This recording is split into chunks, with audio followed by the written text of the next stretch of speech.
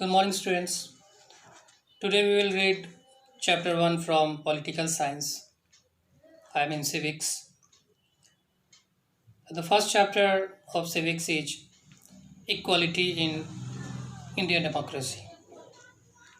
Before starting this chapter, I would like to tell you about the democracy that the best ever definition of democracy was given by ex American President Abraham Lincoln.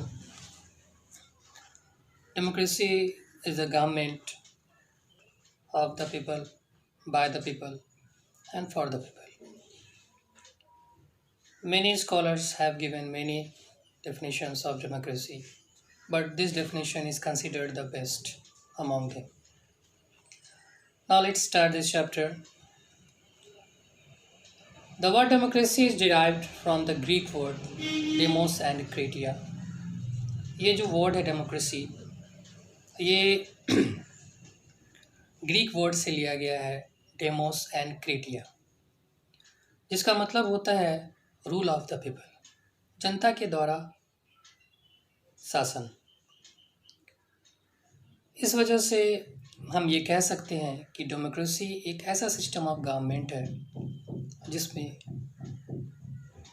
जनता के द्वारा representative choose किए जाते हैं और on the behalf of the public those representatives rule on us.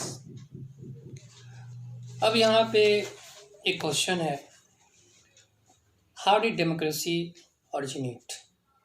Democracy का origin क्या है, ये आया कहाँ से? सबसे फर्स्ट टाइम अगर बात करें डेमोक्रेसी की तो ये ग्रीक सिटी में फर्स्ट टाइम इसको प्रैक्टिस किया गया था, इस सिस्टम को। उनका ऐसा मानना था उस वक्त कि सिर्फ और सिर्फ मेल्स जो हैं, मतलब पुरुष, वही जो है सो राज्य के लिए बनाए जाने वाले नियम के लिए जो डिसीजंस लिए जाते हैं उनमें अपना सहयोग दे सकते हैं। उस वक्त गुलामों को और औरतों को इस सिस्टम से अलग रखा गया था। लेकिन बाद में मॉडर्न एज की बात की जाए तो डेमोक्रेसी जो है यूरोप में फर्स्ट प्रैक्टिस्ड हुआ, the real form of democracy which we are looking these days in our country and whatever the countries who are following this system. सबसे पहली बात तो ये है कि डेमोक्रेसी की जो शुरुआत हुई, किसी भी चीज़ की शुरुआत हो अचानक नहीं हो जाती, एक लंबे प्रोसेस का परिणाम होता है कोई भी बड़ी चीज़। आज दुनिया में लगभग सारे मुल्क, सारे देश डेमोक्रेसी को फॉलो कर रहे हैं। इसका कुछ तो कारण होगा और अचानक सारी दुनिया इसको फॉलो नहीं करने लगी, कहीं ना कहीं से इसकी शुरुआत हुई। तो जैसा पहले मैंने बताया कि इसका इनिशियल रूप जो है, इनिशियल फॉर्म में ये ग्रीक में प्रैक्टिस किया गया, लेकिन मॉडर्न वर्ल्ड की बात की जाए तो यूरोप में इसकी शुरुआत हुई। हम लोग जानते हैं द ग्लोरियस रिवॉल्यूशन ऑफ 1688, जब बिल ऑफ राइट्स तैयार किया गया, और ये बहुत ही गौरवपूर्ण क्रांति थी जिसमें किंग के पावर को लिमिटेड कर दिया गया, सीमित कर दिया लोगों ने। उसके बाद अमेरिकन वॉर ऑफ इंडिपेंडेंस का नंबर आता है 1775 टू 1783।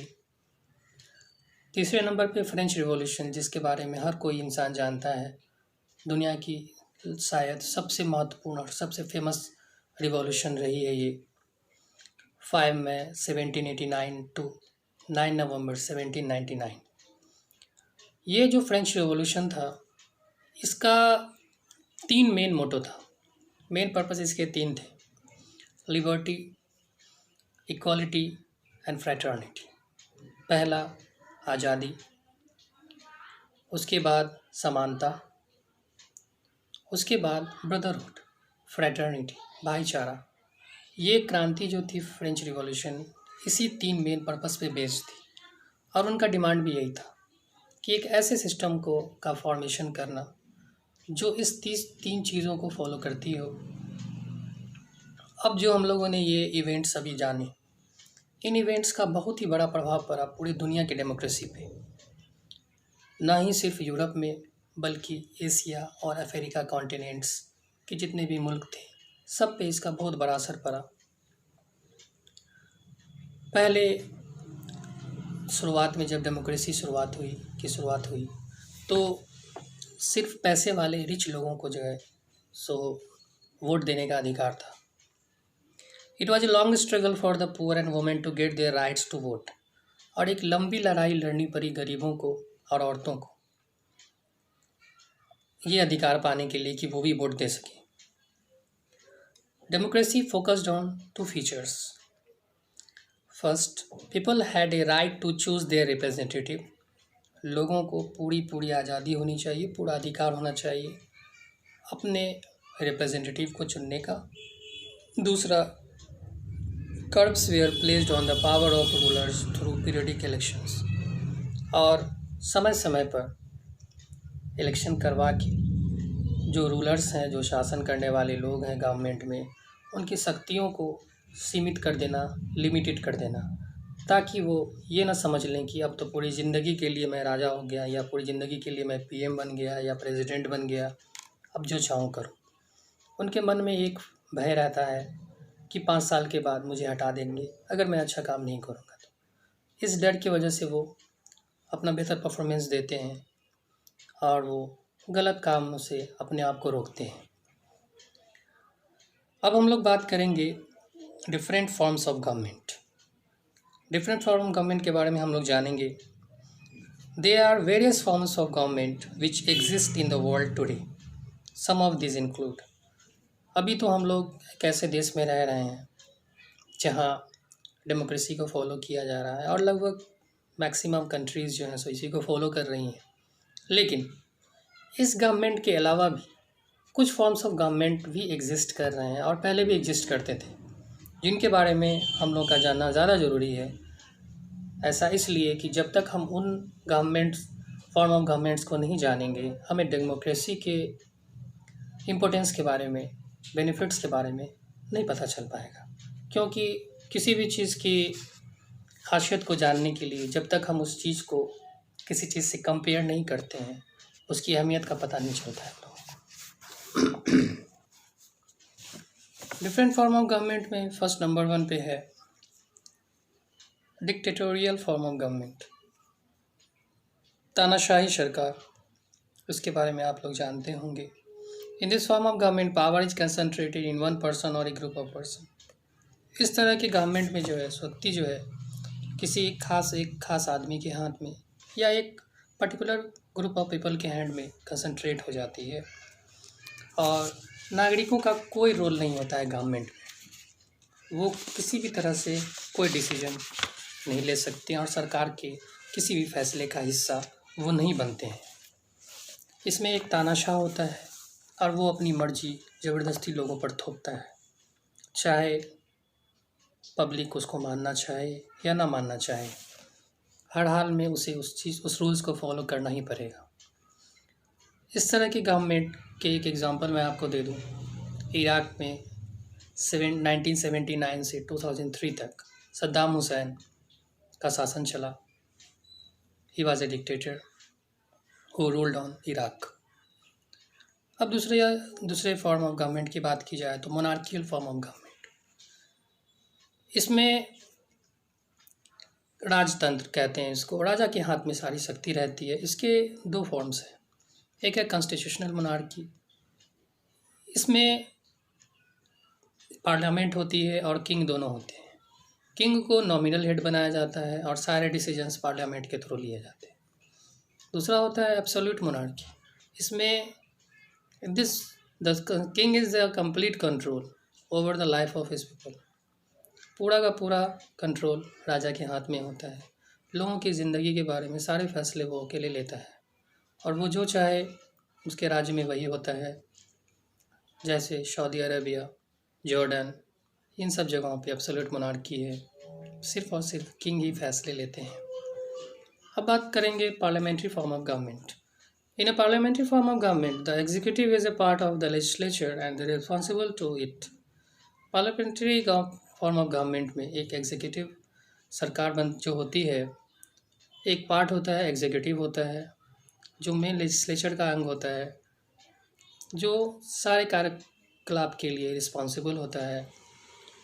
अगर प्राइम मिनिस्टर अपना बहुमत खोता है, if he loses his majority, तो सरकार को रिज़ाइन करना पड़ता है।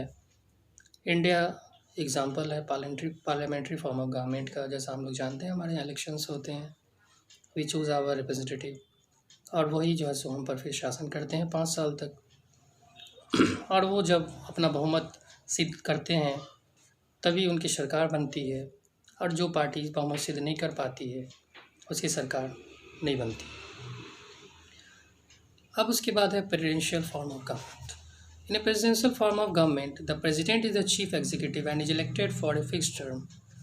प्रेसिडेंशियल फॉर्म ऑफ गवर्नमेंट में प्रेसिडेंट का चुनाव होता है और एक खास टर्म के लिए, एक निश्चित टर्म के लिए, पीरियड के लिए उनको चुना जाता है।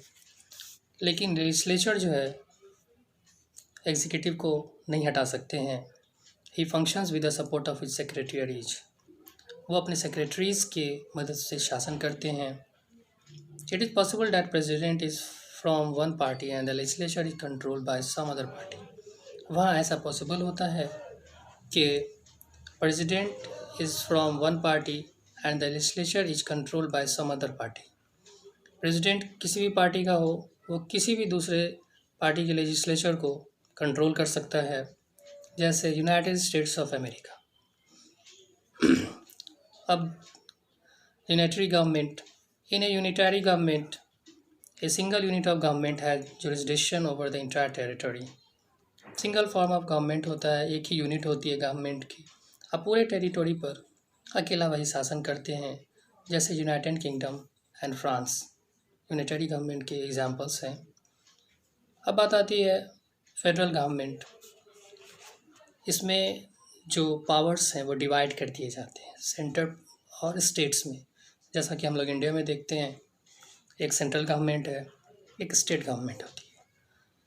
कुछ पावर्स सेंट्रल गवर्नमेंट्स को दिए जाते हैं जिस पे वो डिसीजंस ले सकते हैं कुछ चीज़ों पे, और कुछ पावर्स जो हैं सो स्टेट गवर्नमेंट को दिए जाते हैं।